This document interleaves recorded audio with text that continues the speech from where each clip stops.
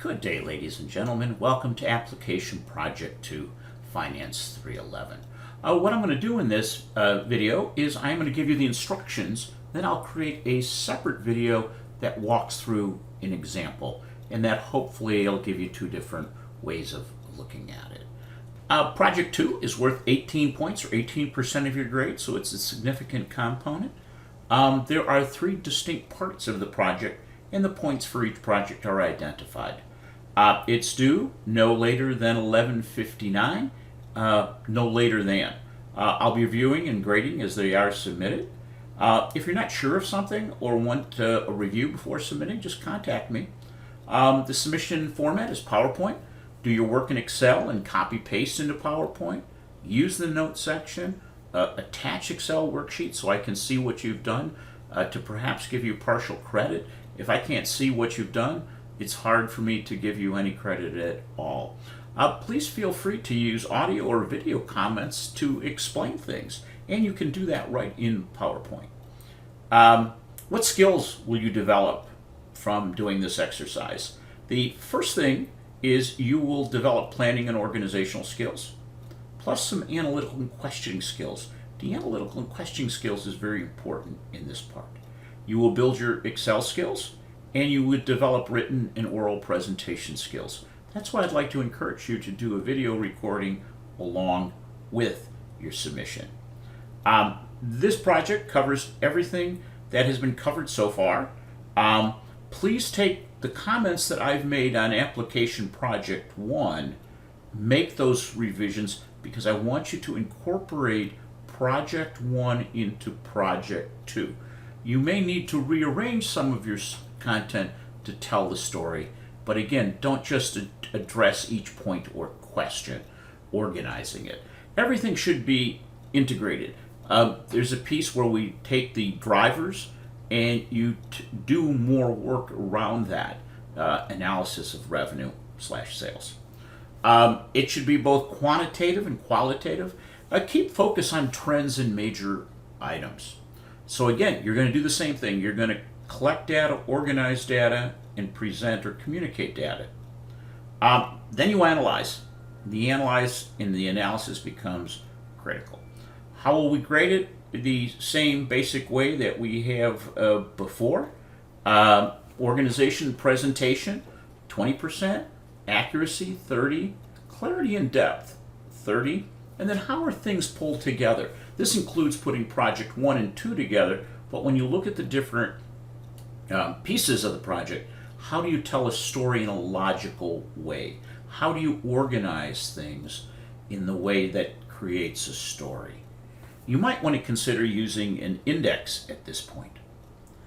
The purpose of this assignment is for you to be able to look and analyze the income statement. Compute and interpret leverage, capital, and debt service ratios in the context of the balance sheet. Analyze the cash flow. Cash is the lifeblood of any organization. Especially in this time, we really need to take a look at, does the company have sufficient cash flow to sustain itself during this COVID-19 and the subsequent recovery, which will take time. So the first thing is review and explain changes in the income statement. First thing on that is you're going to create a 5-year trend of the revenue and sales showing annual growth and 5-year average growth. Use numbers and visualize the data. Review your drivers, create an analysis that explains why the sales are growing at a product level. So that means that if sales went up $1,000, how much of that was a result of a change in volume and how much was a result of a change in price? Okay, so we keep coming back to this volume, which is a unit of measurement, such as gallons, miles, stores, and what have you. Remember, the price is always expressed in dollars per unit of measurement. Okay, so we want to see, well, why did sales change? Which was a function of what? Then review the common size income statement that you created and identify 4 categories you believe should be researched. Then you go and research them. Okay? The 10K investor presentation will give you most of the answers. When you look at that, for example, taxes, there is a footnote on taxes. So you got to go find that. So what will happen is when you're done with this, you will understand your company historically from an income statement perspective. What's happening with revenue? Okay? What are they selling more of? What's happening with the price? Then you're going to know what happened in the expense side. And then when you explain them, you'll have an understanding. You don't want to talk about net income because net income is an effect of sales and the various specific costs. So that's that's the result of the net income or the revenue analysis. That is the result of the cost of goods analysis, specific expenses and tax. So avoid broad ones that are really just subtotals or totals. Okay? You'll tell the story the same way. Part 2, liquidity and cash flow. The first thing on this is to prepare a summary cash flow statement. You're going to compute gross working capital, net working capital. You're going to compute free cash flow. Interpret what different free cash flows mean, but don't repeat the definition. I know what the definition is. Compute the cash conversion cycle and create a summary table or graph to display it. If you are working on Southwest, exclude air traffic liability from your current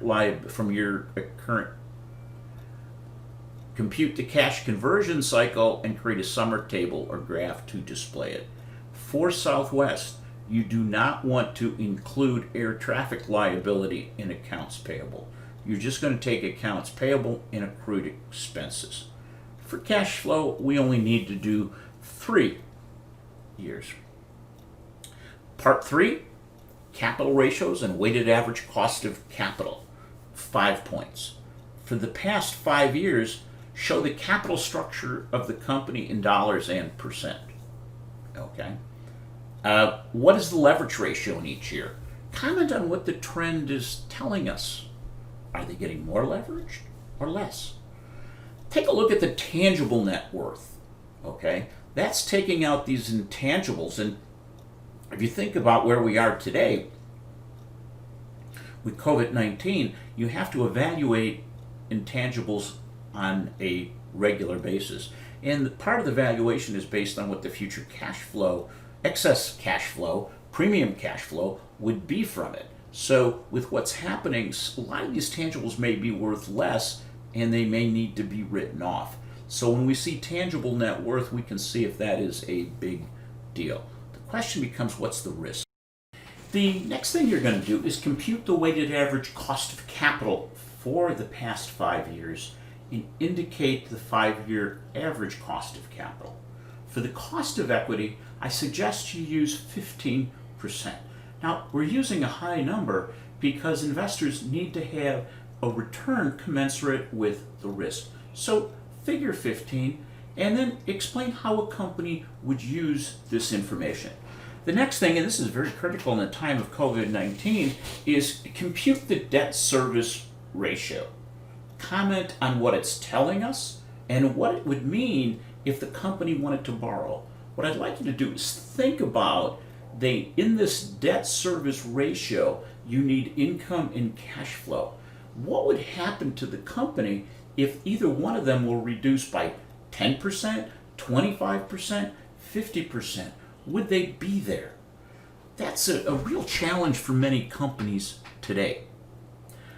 This project will take time. Don't assume that you can do it in an hour or 2. It will take longer. So watch your time. And I found these 5 time management tips for remote learners. 1, plan ahead. You do know about this in advance. Avoid multitasking.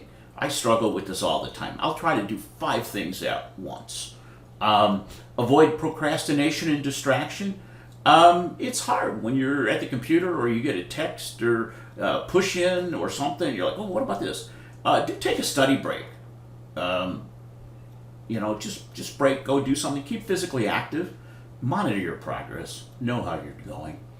You can see that in the quality of the work that does come in. If you have any questions, do let me know, and I'll be excited to see what you come up with.